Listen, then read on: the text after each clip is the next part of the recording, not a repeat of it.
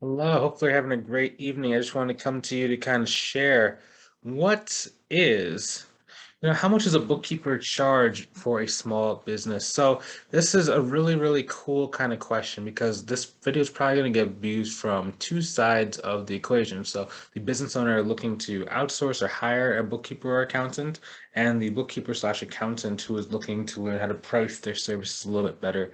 Now, let's just even start. So I'm going to focus mainly on the bookkeepers who are trying to learn how to charge. And what do you have to really keep in mind in order to know, like, are you charging the right rate? Are you undercharging? Are you overcharging? Are you right in the sweet spot? And what are some things you have to kind of look out for? I wish if I had known this about 7 years ago, it probably would have been a lot easier for me to go and grow based on what I know now. So the first thing is, oh yeah, and if you guys haven't already, go ahead and click on the link inside the description below to book a call with me to see if I can help you grow your accounting or your bookkeeping business. Now, the first thing that we have to talk about is you have to really know what your goal is. Someone was asking me today, like, I'm charging like $20 an hour. Am I undercharging? And I'm like, well, it depends. I'm gonna give you the accounting answer. It depends, right? What is your goal? So a lot of people they go, well, I want to make six figures. Okay. Well, how much do you have to make per hour to make six figures? How much do you have to make per month to make six figures? And a lot of people, they kind of default to, I want to make 10K per month. I'm like, well, that's 120 a year, right? So what is that real number? Right. So the first thing, if you really do want to go and make six figures, what you should probably do is do about $100,000 divided by 2080, because that's what would be the 2080 hours in the work year if you work 40 hours per week. Okay, it's going to come out to about $48. That means you have to charge at least $48 per hour to fill up every single hour of the work week. Now, if you actually wanted to work 20 hours a week and still be able to go and make 100K in a year, you'd have to multiply 48 times 2, then you get $96 per hour if you want to be on a six-figure run rate and only work 20 hours per week. So your job is to go and figure out how to do that, right? So in a lot of cases, what you're going to start noticing is I always like to have my minimum price be about $500 per month. And this is for like the bookkeepers or accountants who are watching this, right? And a lot of people are like, well, that might seem a little expensive, Bryce, because I have clients for $100 a month, $200 a month. I'm like, yeah, that's because you don't really know how to kind of like talk about the value. And I'm not making fun of you if you're in that position, like you have a number of clients, for 100, 200. It's just generally one, you need to know how to charge so that you never have to like have your pricing calculator or your pricing discussion be around that number. And then two, you got to make sure that you can really talk the value. Let's even put it like this. Okay, so you got to really think about it. If someone's not willing to pay you $300 a month, $300 a month equals $3,600 per year. Okay, that is about the price of one and a half Airbooks or MacBooks, the Apple laptops. If they don't even value as much as like as one and a half computers, that means that there's something wrong in the way that we talk about our service. There's something wrong with the way that we get people interested in our service to even get on a consultation with us. And that means there's a problem with our education process. So there's a couple different processes you have to take someone through in order for them to really understand how valuable you are. Number one is they need to know you exist. Okay, this one's the easiest one. You can send someone a connection request if they're in the right frame of mind or if they're open to working with someone like yourself. Okay, now that's the first level. Second level is really educating and building that value. Like how much they need this. What does it cost them not to have this? Why is it important they have this for their business if they haven't already? Or if they are trying to do it, why is it important they do this thing well? Okay, the higher you can get this kind of meter filled up, the easier it's going to be for you to bring it to the next one. Okay, so the next one is if you have any sort of testimonial or any sort of like video interview with a student. Okay, what we're trying to do there is we're trying to build the value and get other people to start talking about how great you are so you don't have to talk about how great you are as well. And then when the person gets on the phone, generally if everything else has been kind of like put in the right order, the phone call is very, very easy. You don't really have to say very much and you're able to go and get them to want to pay you a higher amount of money because almost like you're this mini celebrity in their eyes. Now, if you don't have either a video interview testimonial or you don't have any references or you don't have any past clients that you can kind of utilize, right? And then if you don't really have any content that, even when I say content, like something you send in the email, or even your pre consultation form, or even on your website or your LinkedIn, if you don't have that, and then next, like you have a really like okay profile, when you connect with them, they're kind of like, this person is, I don't really know if I trust this person. I don't know if this person is really good at it. It looks like they're kind of a beginner. The less you have in the front before the phone call, the harder the phone call is going to be. And what that ends up happening is when you try and say your price is like $400 a month or it's $500 a month, they're like, oh yeah, I don't know. I don't know if that's right. And then they're making a decision based on price when what you really need for them to do is make a decision based on reputation, value, as well as what is the potential gain they're going to get by paying you this money. Okay, if someone thinks that they're going to make an extra, 400,000, they're not going to have trouble paying you 40 grand to do so.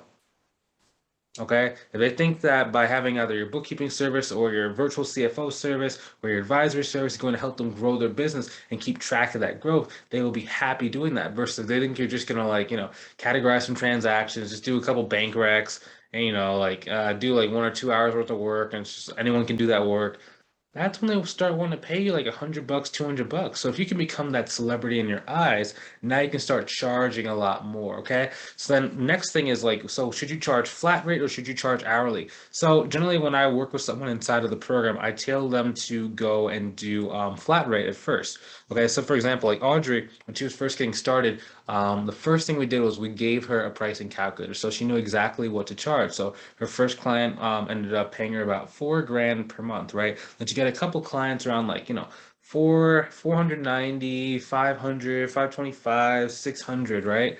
And she was like around this $5,500 per month kind of range, right? And she stayed there for about 2, 3 months because she was going on like vacation, she was relaxing, and she didn't really believe in her mind and her heart that she could actually go and make six figures. Because back in her corporate job, she was making about I think it was like 30,000 a year, right? Because they kept passing her over for like promotions at work, and they just kind of like ignored her, and she was really undervalued, right? So when she was making like 5,500 a month, right, that was more money than what she had probably made like ever. It was almost double what she was making when she first got started. So it was just like, man, it took a lot for us to be able to get her confidence up, right? And then as soon as we did, it's funny, right? Because like I kept asking, "Hey man, like when are we gonna get to 10K? When are we gonna get to 10K? Why are you stopping at 55? Like what's up? What can I do to help you out? Come on, we have to get this motivation." And then we did like a special call where I kind of sat down with her. We talked for about 45 minutes. I was like, "Bro, like, do you know there's no difference between, making $5,500 a month and making like 10,000, 11,000, 12,000 per month?" And she's like, "What?" So yeah, it's not like you feel like you arrive and like you enter this zone and life changes. You get like rosy colored glasses. It's not like that. It's the exact same feeling from 5,500 to 11,000. The only difference is just more money in your bank account. You have more freedom. You don't need to work quite as much or quite as hard. You have more volume to be able to outsource to like a subcontractor. So you can just subcontract out some of the work or refer it out to other people. So what we did was that, so hey, you're not going to have to increase the amount of time that you spend working in your business if we go and get to 11 grand, because then we can just start outsourcing some of your smaller clients, right, at probably about a 50 to 75% profit margin. So she just gets this passive income coming in. She's like, wait, what? I can do that? And I was like, yeah. So what we basically said was, I told her, okay, so you have four potential clients coming up this week, right? And as soon as you get these two potential clients on, I'm going to actually have you outsource and subcontract this work to one of the other students inside of the mentorship program. And then she's like, oh, okay. And I say, yeah, so they're reputable. They've worked together in the past. You know her. You've been on the coaching calls with her, and you know her. And she's like, oh, cool. Then she closed all four clients in the next like 5 days. Then two of them she outsourced to the person like we planned. Then the other ones, I can't remember exactly what she's doing. It's been about a week since we last spoke, but she's kind of moving those on her own, right? And then she went from literally 5,500 to about $11,600 literally in the span of 1 week. And it was just as soon as we could kind of get her to change her beliefs, change her viewpoint, change her opinions, and start going after bigger clients, that's when things really transformed for her. And that's when she was able to really just explode the income, right? So a lot of people are thinking about pricing. And it's not only just about pricing, it's really about, just like I was talking about, the sales process as well as your mindset. And like, what are you really kind of looking to work for, work with, or take? Right, because there's a lot of people who, as soon as the business owner starts saying, I don't really know the value, I don't really understand this, why don't we go like a lower rate? Most people, they get scared of the person kind of walking away or losing the business, so they take on the client, just so they can say they have another client, right? And it's very easy to do so because when you're first getting started, a lot of people, like, their goal is to almost like fill up this gas tank of, I have 100 clients, or I have like 25 clients, or I have 30 clients, right? But what they don't really understand is, like, you probably wouldn't even understand how many people come to me and they already have 20 to 30 clients. When you ask them how much money they're making per month, they're like, I'm making like 7 grand a month. And I'm like, oof, oof, that's not a huge amount, dog. And a lot of them like, yeah, I'm charging some like 100, charging some 150, like some 200. My prices are just so low. And I'm like, we have to really strategically kind of raise your standards and raise what you're expecting. For example, like when Melissa Hearn first came into the program, she had like a bunch of clients that were paying her like 150, or some of them were even paying her like 150 every quarter.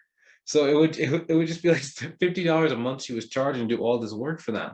And it was just kind of like, dude, like, we had to kind of dig deep into like her psychology, her viewpoint on money, like what was a reasonable range, what is money. And like for example, like she didn't really understand that money isn't really a thing, right? People, when they're new to business and they're used to like either working for somebody else, they don't really understand that money is not necessarily just a static thing, right? It's really about energy and excitement, right? And the more excited that you get the other person, the more money you can actually charge them for. And oftentimes the more money that someone has, so if a potential client is making 7 or 8 figures, it's a lot easier to get them more excited because they're looking and they're visionaries and they're trying to go really fast. So you just excite them a little bit more. They have more money inside the bank to give you. They know they can replenish that stream of income a lot, just extremely quickly. And then they can pay you 4 grand a month and not even feel it, right? For these 8-figure businesses, think about it. For an 8-figure business, they're making anywhere between, $900, I'm sorry, $900,000 per month, all the way up to what? Some are making like 10 grand, I'm sorry, 10 million a month, right? You don't think they could pay you 4 grand every single month?